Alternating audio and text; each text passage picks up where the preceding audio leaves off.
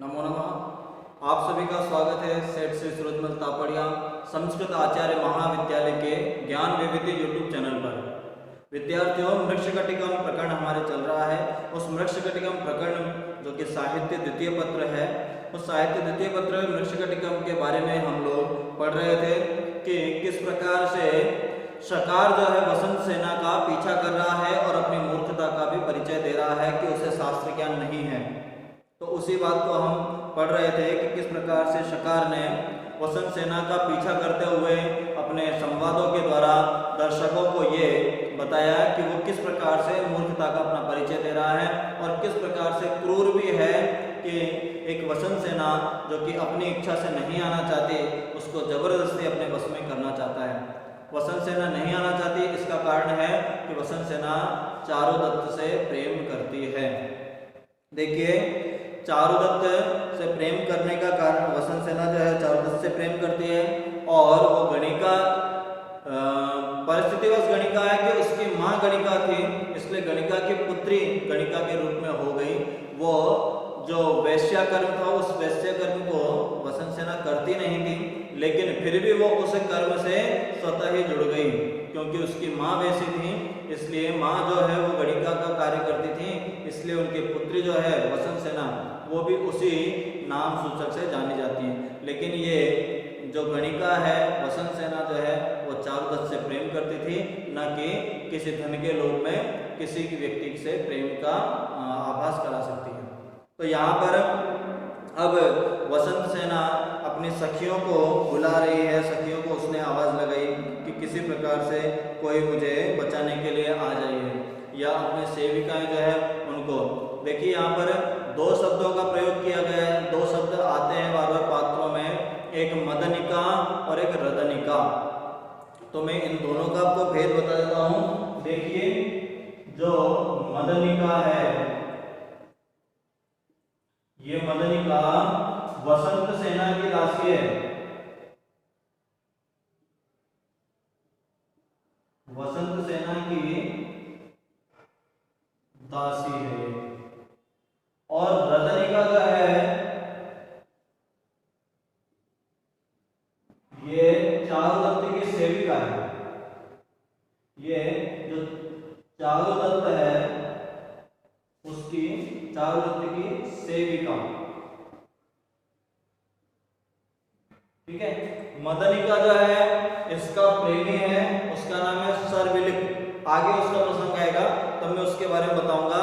सर्विलिक जो है वो वसंत सेना के पास से इसकी दासता को मिटाने के लिए, दासता को कम करने के लिए चारुदत्त के घर से चोरी करता है।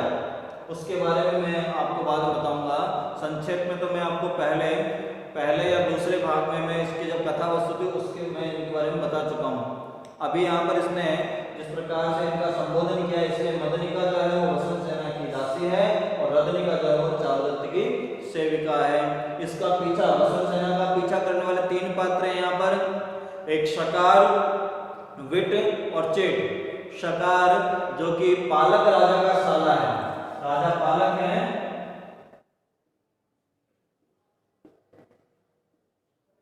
इनका वो साला है शकार।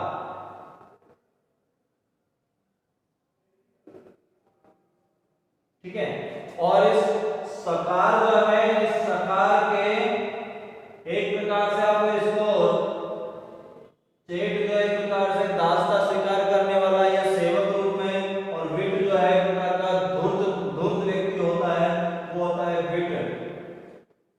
ये दोनों ही इस शकार के लिए कार्य कर रहे हैं। और शकार के लिए कार्य क्या कर रहे हैं? किसी प्रकार से वसंत सेना को शकार के लिए वश में करने का ये प्रयास कर रहे हैं। ये तीनों ही मिलकर के इस वसंत सेना का पीछा कर रहे हैं, या तो लुभावनी बातों से या फिर उसको डरा धमका करके अपनी ओर लाना चाह रहे हैं।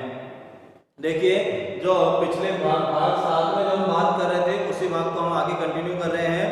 उसमें बात हमने की थी कि वसंत सेना जो है, जब उसने देखा, अरण्य रोदन किया, सभी लोग अपने जो सेवक सेविकाएं हैं, जो मित्र हैं, उनको बुलाया लेकिन कोई नहीं आया, तब उसने विचार किया कि अब मुझे स्वयं की रक्षा खुद को ही करनी पड़ेगी।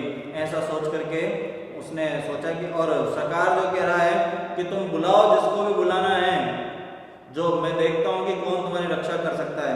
इस प्रकार का वर्णन हुआ था।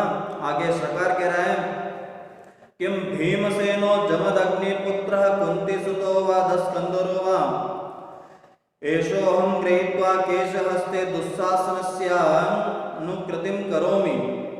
देखिए बार बार यहाँ पर शकार का जो शास्त्रहीनता है, शास्त्र ज्ञान नहीं है, उसके बारे में, उसकी मूर्खताओं के बारे में यहाँ पर बताया जा रहा है। मान लीजिए आपके परीक्षा में शकार के बारे में आ जाए कि शकार का चरित्र चित्रण कीजिए, तो आप वहाँ पर अवश्य रूप से जो 2-3 श्लोक मैंने बोले हैं इन्हें अवश्य रूप से वहाँ लिख सकते हैं, जिनसे पता चले कि ये किस प्रकार का व्यक्ति था, मूर्ख व्यक्ति था। उसका ये खुद अपने संवाद से बता रहा है। इसने कहा क्या परशुराम अथवा भीमसेन व कुंती पुत्र अथवा दशानन तुझे छुड़ाएंगे। अब देखिए महाभारत काल की बात को, रामायण काल की बात को वो कहाँ पर लेके आया हुआ है कल्पना में कि क्या परशुराम या भीमसेन, जामदग्नि पुत्र परशुराम या भीमसेन या कुंती पुत्र अथवा दशानन कौन है जो तुझे छुड़ाने के लिए यहाँ पर आएंगे। यह देख केस पास पकड़कर दुशासन का अनुसरण मैं कर रहा हूँ, अर्थात इनमें से कोई तुझे छुड़ाने नहीं आ सकता। इस प्रकार का वो यहाँ पर इंद्रवज्रा चंद्र का यहाँ पर प्रयोग किया हुआ है। देखिए आगे क्या कहता है, ननु प्रेक्षस्व, ननु प्रेक्षस्व, देखो देखो। आगे कहा आशी सुतेक्षणो वलितं च मस्तकं कल्पयसे शीर्तमुत मारयामिवा अल्पं तेवैतेन पलायतेन मुमूर्षयो भवति न स खलु जीवति। कृपाण पैनी है और तेरा मस्तक सुंदर है, तुम्हारा मस्तक काट डालूं अथवा मार डालूं तुम्हें। तुम्हारा इस प्रकार से भागना जो था वो व्यर्थ था। अब उसने उस वसंत सेना को पकड़ लिया है। जो मरणासन होता है वह निश्चय ही जीवित नहीं रहता। तुम मरने जैसी स्थिति में इसलिए तुम जीवित नहीं रह सकती। इतने वसंत सेना कह रहे हैं आर्य अबला खलु अहम, अरे आर्य मैं तो अबला हूँ, अर्थात मैं बेचारी हूँ, मैं अबला हूँ, मुझे छोड़ दो। विट कह रहा है अतएव ध्रियते, इसलिए तुम जीवित हो, तुम अबला हो इसीलिए बची हो। शकार कह रहा है अतएव न मार्यसे, इसीलिए मैं तुम्हें मार नहीं रहा हूँ। वसंत सेना स्वगतम अर्थात अपने मन में कह रही है कथम अनुनयो अस्य भयम उत्पादयति भवतु एवं तावत्। अब उसने मन में सोचा कि क्यों इसका अनुनय भी भय उत्पन्न करता है। अस्तु ठीक है, ऐसा ही मैं करती हूँ। प्रकट रूप में कहा उसने आर्य अस्मात् किमप्यलंकरणम तक्यर्ते, क्या तुम किसी आभूषण की अपेक्षा रखते हो? भाई तुम मुझे क्यों पकड़ रहे हो, क्या तुम्हें कोई आभूषण चाहिए? तो विट कहता है शांतम भवति वसंत सेने न पुष्पोपहरम तो ध्यातलता तद कृतम अलंकरणी। ऐसा मत कहो वसंत सेने, उद्यान लता का पुष्पाहरण उचित नहीं, इसलिए आभूषणों को रहने दो। ये आभूषण की बात मत करो तुम वसंत सेन। तत् किम खलुदम, तो फिर तुम्हें क्या चाहिए? तो शकार कह रहे हैं अहम वर पुरुषो मनुष्यो वासुदेव कामेतव्य, मैं जो पुरुष श्रेष्ठ हूँ, सब पुरुषों में सबसे उत्तम जो मैं हूँ, उस मनुष्य वासुदेव की कामना कर, अर्थात तो मेरी कामना कर, मुझे अपने पति के रूप में स्वीकार कर। तो वसंत सेना कहती है क्रोध में आकर के शांतम शांतम अपे अनार्य मंत्रेसी, अरे चुप रहो, दूर हटो मुझसे, ये आप अशिष्ट बात क्यों कर रहे हो, क्यों मुझसे ऐसी बातें कर रहे हो? ऐसा वसंत सेना ने उसको कहा। शकार फिर कह रहा है सतालिकम विहस्य, तालिका बजाते हुए हंसते हुए कहता है शकार भाव भाव प्रेक्षस्व तावद मामंतरेण सुसन्निधेशा गणिका दारिका ननु ये न माम भणति एहि श्रांतोऽसि क्लांतोऽसि इति अहम न ग्रामांतरम नगरांतरम व गतः भट्टालिके शपे भावस्य शीर्षमात्म्याभ्यां पादाभ्यां तेवैव पृष्ठानुपृष्ठे का हिंडमानः श्रान्तः कलान्तोऽपि संवृत्तः। उसने कहा ताली बजाते हुए कि देखो यह वेश्या पुत्री है, निश्चय ही हृदय से मुझे अनुरक्त है, जिससे मुझे कहती है कि आओ, थक गए हो, खिन्न हो गए हो। मैं न किसी दूसरे गांव को गया, न किसी दूसरे नगर को। मान्य गणिके, मैं अपने पैरों से पूज्य का सिर स्पर्श कर शपथ खाता हूँ, जो मेरे पूज्य हैं अर्थात जो विट हैं, मैं इनके सिर की शपथ खाता हूँ कि तुम्हारे पीछे पीछे चलता हुआ श्रांत हुआ हूँ, खिन्न हुआ हूँ, कहीं और जाने से नहीं, इसलिए मैं तुम्हें प्रेम करता हूँ। तब जो विट है वो अपने मन में कह रहा है, अये कथम शांतम अभियते श्रांत इत्यवगच्छति मूर्खा। फिर वसंत सेना कह रही है उसको, वसंत सेना के लिए कह रहा है प्रकाश, वसंत सेने वैश्वास विरुद्धम अभीतम भवत्या पश्य। वो विट ने कहा, अरे शांत घ्राण सूचक शब्द कहे जाने पर कैसे यह मूर्ख शांत शब्द समझ रहा है। उसने वसंत सेना ने कहा घ्राण, वसंत सेना जो है उसने वहां पर प्रयुक्त किया था, घ्राण शब्द प्रयुक्त किया गया था कि तुम उससे दूर हटो। और ये उस घ्राण शब्द को जो है यहाँ पर क्या समझ रहा है, शांत। उसने तो कहा कि नहीं नहीं मुझसे दूर हटो, दूर हटो। और शकार सोच रहा है कि ऐसा कह रहे कि तुम इतने थके हुए कैसे लग रहे हो, तुम बहुत ज्यादा थक गए हो, ऐसा वो समझ रहा है उसका अर्थ। घ्राण की जगह उसने शांत अर्थ समझा वहां पर, तो वही उसी बात को विट कह रहा है, अरे शांत, शांत मतलब घृणा सूचक जो शब्द है, उस शांत कहे जाने वाले पर यह मूर्ख शांत थका हुआ समझ रहा है। ठीक है, प्रकट रूप में वसंत सेना का वैश्याजन के विरुद्ध यह बात कही है। देखो, क्योंकि वैश्या गणिका लोग तो क्या है कि अपने लिए किसी ना किसी प्रकार से किसी न किसी को आने के लिए आमंत्रित करते हैं, और ये स्वयं आया हुआ है तो और तुम है कि इसको भगा रही हो, तो इस प्रकार का वो यहाँ पर प्रयत्न कर रहा है। कहा तरुण जन सहाय चिंतायां वेशवासो विगणया गणिका तुम मार्ग जाता लतेव वहसि ही धनहार्यं पण्यभूतं शरीरं समुपचर भद्रे सुप्रियं वाप्रियं वा। वैश्यालय के जो निवासी, वैश्यालय में जो रहने वाले हैं, वैश्यालय में निवास युवा जनों की सहायता वाला है। स्मरण करो तुम मार्ग से उत्पन्न वल्लरी की भांति अपने को समझो, और क्योंकि विक्रय योग्य वस्तु के समान वित्त से ग्रहण करने योग्य देह को धारण करती हो। क्योंकि गणिका अर्थात जिसको कोई खरीद सके ऐसा, तो मान लो कि उस मार्ग में लगी हुई कोई वल्लरी की भांति से कोई विक्रेता आएगा और क्रय करके ले जाएगा, तो वित्त से ग्रहण करने योग्य तुम्हारी देह है। हे भद्रशीले सुप्रिय अथवा अप्रिय, सुप्रिय मतलब रसयुक्त, रसिक, और अप्रिय मतलब अरसिक। चाहे तुम्हारे पास कोई रसिक व्यक्ति आए या कोई रसिक व्यक्ति ना आए, चाहे सुंदर आए या असुंदर आए, कैसा भी व्यक्ति आए, दोनों के लिए तुम समान सत्कार करने वाली हो।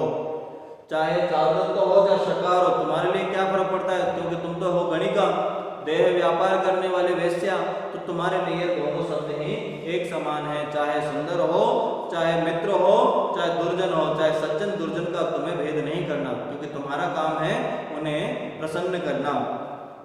तो ये इस प्रकार से उसने कहा। आगे और कहा अपिचा तो और भी, वाप्तां स्नाति विचक्षणो द्विजवरो मूर्खोऽपि वर्णाधमः फुल्लां नास्यति वायसोऽपि हीलतां या नामिता वर्हिणा ब्रह्मक्षत्र विशन्तरन्ति च यया नावातैर्वेरते त्वं वापीव लतेव नारीरिव जनं वैश्यासि सर्वं भज। अब कहा पंडित हो, ब्राह्मण हो, शूद्र हो, मूर्ख हो, मूर्ख भी बावड़ी में स्नान करता है। जो बावड़ी होती है एक, उस बावड़ी में ब्राह्मण भी स्नान करता है, शूद्र भी, पंडित भी, मूर्ख भी, सब उस बावड़ी में स्नान करते हैं। जो मयूर के द्वारा झुकाई जाती है, पुष्पित वल्लरी को कौवा भी झुकाता है, जैसे नौका से ब्राह्मण क्षत्रिय एवं वैश्य पार करते हैं, उसी से ही अन्य भी पार करते हैं। भाई एक ही साधन है, एक स्नान की एक ही जगह, वहाँ पर हर वर्ण का वर्ण अधम जो व्यक्ति हैं वो सब वहीं आएंगे, और जो नौका से पार लगाने के लिए ब्राह्मण वैश्य वणिक जो भी है सब उससे पार लगेंगे, शूद्र आदि, उसी से अन्य व्यक्ति भी पार लगेंगे। तो तुम गणिका हो, उनसे उदाहरण दिया कि तुम भी क्या हो, गणिका हो, अतः बावड़ी वल्लरी और नौका की भांति। जिस प्रकार से बावड़ी में कोई भी स्नान कर सकता है, किसी वर्ण विशेष, किसी पुरुष विशेष के लिए नहीं है, उसी प्रकार से वल्लरी जो मयूर के द्वारा झुकाई जाती है, लता जो है, और उसी लता पर कौवा भी आकर के बैठता है, तो कोई निश्चित नहीं है कि इस पर मयूर ही बैठेगा, मयूर भी आता है और कौवा भी आता है वहाँ पर। उसी प्रकार से नौका पार लगाने के लिए ब्राह्मण क्षत्रिय वैश्य शूद्र सबके लिए वो एक ही नौका है, अलग अलग नहीं है।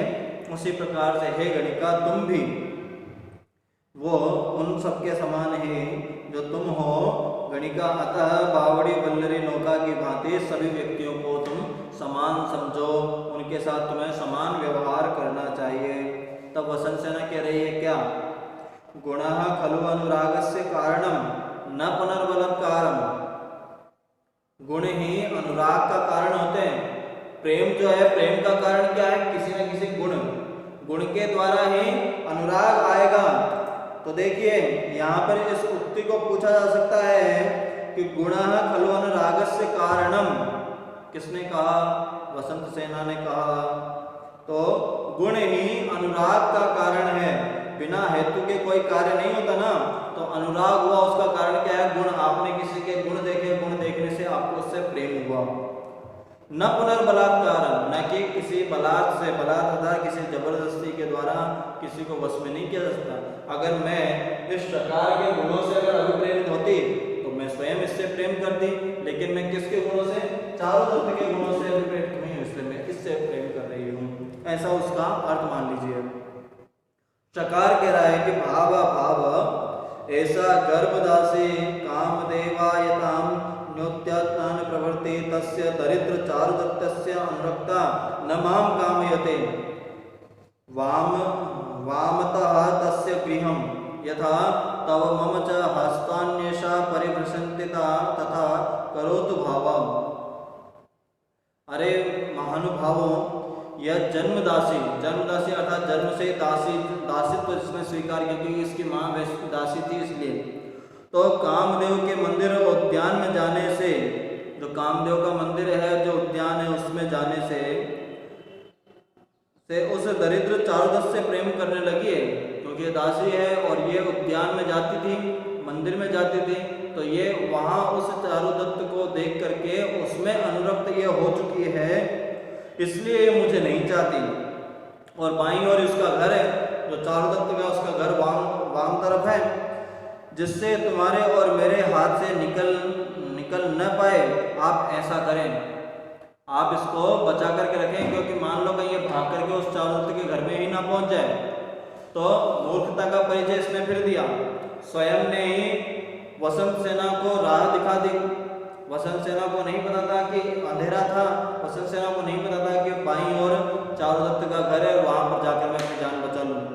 लेकिन पता था, जो शकार था इसको पता था, तो शकार ने कह दिया कि अरे इसको पकड़ के रखो ध्यान से, कहीं ये बाईं ओर जो चारुदत्त का घर है उसमें ना भाग जाए। तो उसको अपनी मूर्खता का परिचय देते हुए उसने ये बता दिया कि बाईं ओर में ही उसके प्रेमी चारुदत्त का घर है। तो विट कह रहा है स्वगतम, विट अपने आप में कह रहा है यदेव परिहर्तव्य तदेव उदारति मूर्ख कथम वसंत सेना आर्य चारुदत्तम अनुरुक्तः सुष्ठु खलुदम उच्यते रत्नम रत्नेन संगच्छेत् इति तद अवगच्छतो किम अनेन मूर्खेण प्रकाशम काणेली मातः वामतः तस्य सार्थवाहस्य गृहम्।